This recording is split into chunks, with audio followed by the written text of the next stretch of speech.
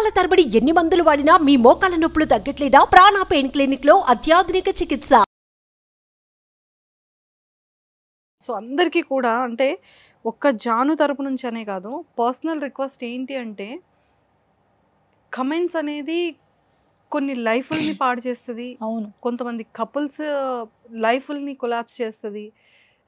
కొంతమంది డిప్రెషన్లోకి వెళ్ళిపోతారు, చాలా సఫర్ అవుతారు.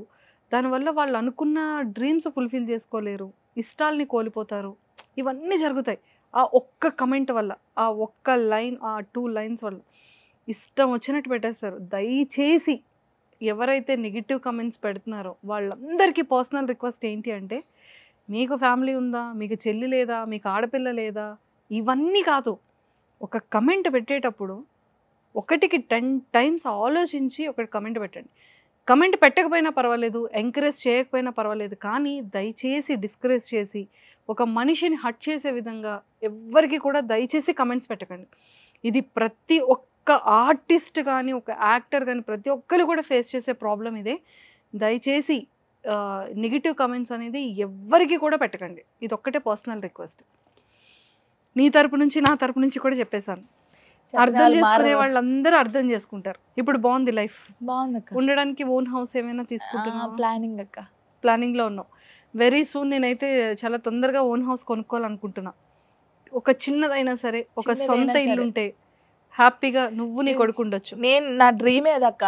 నాకు ఒక ఇల్లు కట్టుకోవాలి, ఆ ఇంట్లో లిరి నేను ఉండాలి. మన ఇంట్లో మనం ఉంటే కారంతో తిన్న ఎవరేమన్నదక్క. సీరియస్గా నాకు అది డ్రీమ్. నేను దానికోసమే కష్టపడుతున్నాను. ఇంకా లిరియా పెళ్లి చేసుకొని నాకు ఒక ముద్ద పడేస్తే ఇలా టీవీ చూసుకుంటూ హాయిగా కూర్చుంటాను. పెళ్లి చేసుకోవా జాను? ఇంకా లేదక్క, మ్యారేజ్ చేసుకోవాలని అనుకోవట్లేదు. బయట చాలా వినపడుతున్నాయి, ఏమని పెళ్లి చేసుకుంటాను, మ్యారేజ్ చేసుకుంటుంది వెరీ సూన్.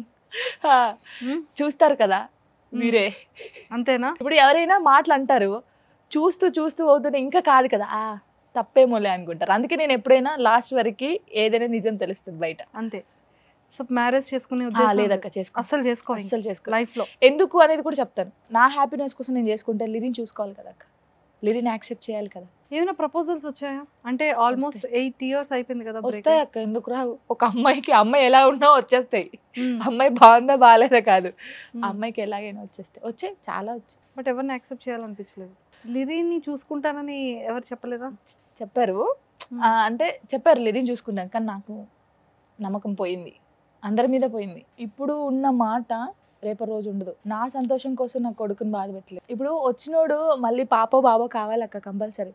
తర్వాత లిరిని సరిగ్గా చూసుకోకపోతే అసలు నా వల్ల లిరి ఎందుకు బాధపడాలి? నా కడుపులో పుట్టాడు, వాని కోసం నేను ఏదైనా వదులుకోవాలి, నాకు అవసరం లేదని ఫిక్స్ అయ్యి. లిరి ఎవరిలా ఉంటాడు? టోనీలా ఉంటారా? మిక్సింగ్ ఉంటాడు కదా. మిక్సింగ్ ఉంటాడు. తను మాట్లాడతాడా వాళ్ళ ఫాదర్తో? ఇప్పుడు కాంటాక్ట్లో ఉన్నాడా? ఇప్పుడు లేదు, అప్పుడప్పుడు మాట్లాడేవాడు, ఇప్పుడు లేదు. ఇప్పుడు అసలు కంప్లీట్గా లేదు. బాబ్ సైడ్ నుంచి కట్ చేసేసాడా, తనే కట్ చేశారా? బర్త్డేకి మాత్రం మాట్లాడుకుంటారు. సో నువ్వు ఎప్పుడు మాట్లాడడానికి ట్రై చేయలేదా? లేదక్క. డీలో ఎలా వచ్చింది ఆపర్చునిటీ? నార్మల్గా ఫోన్ చేశారు వాళ్ళు, చేసేసి నేను మనాలిలో ఉన్నాను అప్పుడు, లిరి కోసం వెళ్ళాను. లిరి బర్త్డేకి ముందు వెళ్ళినప్పుడు ఫోన్ వచ్చింది నాకు ఫస్ట్. అబ్బా నేను ఇప్పుడు రాలేనండి, నేను చేయలేను, 24th అన్నారు. అక్కడ నుంచి మళ్ళీ వచ్చాను. లిరి బర్త్డే 4th కదా, June 4th. మళ్ళీ వాళ్ళు ఫోన్ చేసి కావాలండి మీరు కంపల్సరీ అన్నారు. ఓ ఇంకేంటి వస్తానండి, లిరి బర్త్డే అయిపోయిన తర్వాత వచ్చేస్తాను ఆఫీస్కి అన్నాను. వెళ్ళిపోయాను, సైన్ చేసేసాను. శేఖర్ మాస్టర్ ఇచ్చే కమెంట్స్ మాత్రం వేరే లెవెల్. అసలు నా లైఫ్లో జానుకు ఒక మెమొరీ ఉందంటే, శేఖర్ మాస్టర్ జాను జాను అని ఎప్పుడు అన్నాడో, తను వచ్చి నీల్ డౌన్ చేసినప్పుడు అసలు కిందికి వచ్చినాక నేను ఫుల్ ఏడ్చాను. అంటే నా డాన్స్ నచ్చుతుందా, నా డాన్స్ నన్ను చాలామంది ఒకటే స్టైలు, ఒకటే అది, దీనికి డాన్స్ రాదు అని నవ్విన వాళ్ళు చాలామంది ఉన్నారు. అలాంటిది అంత పెద్ద మాస్టర్ నా జాను పేరుకి అందం వచ్చింది. ఆ మాస్టర్ జాను జాను అనేసి వచ్చి నీళ్ళు ఆన్ చేస్తే నిజంగా నేను అంత బాగా చేశాను, నాలో అంత టాలెంట్ ఉందా, నా మీద నాకే ఒక్కసారి అనిపించింది. గణేష్ మాస్టర్ కానీ, శేఖర్ మాస్టర్, హన్సిక గారు కానీ, వీళ్ళకి నా డాన్స్ నచ్చుతుంది, నాలో ఒక టాలెంట్ ఉందిరా అనిపించింది. అంటే నాకు అదే మూమెంట్ అక్క, నేను లైఫ్లో అసలు మర్చిపోను. నాకు డాన్సర్కి ఏం కావాలంటే ఒక గుర్తింపు. చాలా ఇంకా పెద్ద కోరికలు ఇంకేం లేవు, అయిపోయింది. రీసెంట్ పర్ఫార్మెన్స్ లో శేఖర్ మాస్టర్ కూడా జాను దాంతో కూడా వీడియో చేసేసారు. దాని తర్వాత చాలా వీడియోస్ బయటకు వచ్చాయి కదా, కొన్ని నెగిటివ్ ట్రోల్స్. ఇంకా అవన్నీ అలాగే ఇంకా పట్టించుకోండి, నేను పట్టించుకోవద్దని పట్టించుకోలేదు. ఒకవేళ పాత జాన్ ఉంటే ఇంకా కూర్చొని ఏడ్చేదాన్ని ఇలాగా, ఇంకా ఏడవద్దని ఫిక్స్ అయ్యే. సో నిజంగా అభి నిజంగా వాడి టాలెంట్ డి జూనియర్స్ అప్పటి నుంచి అనుకుంటానమ్మా, వీళ్ళు తెలుసు నాకు. అభి, సోమేష్, రాజు, వీళ్ళు ఒక థికెస్ట్ ఫ్రెండ్స్ వీళ్ళు ముగ్గురు. ఓకే, రాజు ఎక్కడ ఉన్నాడో తెలియదు కానీ వీళ్ళిద్దరు మాత్రం కనబడతారు. ముగ్గురు హార్డ్ వర్కర్స్. అభి ఎంత హార్డ్ వర్క్, సోమేష్కి కొరియోగ్రఫీ చేశాడు, రాజుకి కొరియోగ్రఫీ చేశాడు. చిన్న పిల్లడు కాస్తే ఈ రోజు వాడు కొరియోగ్రాఫర్ అయిపోయాడంటే ఒరే నువ్వు ఎంత నుంచి ఎంత వచ్చేసావు, నేను పెద్ద అయిపోయాను అన్న ఫీలింగ్ వచ్చేస్తుంటది. నిజంగా వాడి బాడీ స్టైల్ కానీ అక్కడ స్టేజ్ పర్ఫార్మెన్స్ చేస్తుంటే వీడి ఇక్కడ అసలు ఆయన ఇప్పటి వరకు ఇన్ని సీజన్స్ చేశాడు కదా, ఎవరు అలా చేసినప్పుడు అట్లా ఎంజాయ్ చేయలేదు.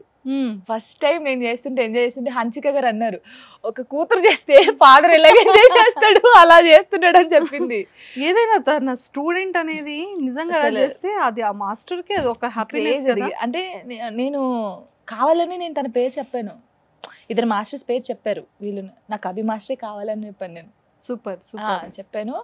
అప్పుడు మాస్టర్ వచ్చారు, ఓకే బాగుంది, చాలా మంచోడు అభి. చాలా అంటే అసలు ఎవరికి తెలీదు, చాలా మంచోడు, చాలా అల్లరి. చిన్నపిల్లడు ఎలా ఉంటాడు అలా ఇంకా నేను చిన్నోని అంటాడు.